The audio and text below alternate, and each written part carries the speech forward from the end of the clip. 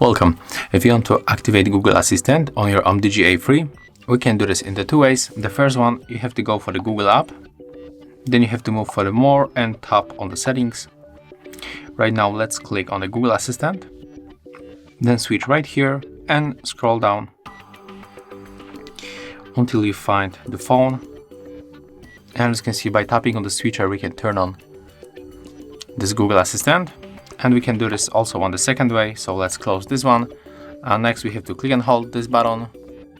And as you can see here, we got a notification that we can easily turn on our assistant by tapping right here. So let's make it. And as you can see, right now it is working. Thank you guys for watching. Leave thumbs ups, comments, and subscribe to our channel.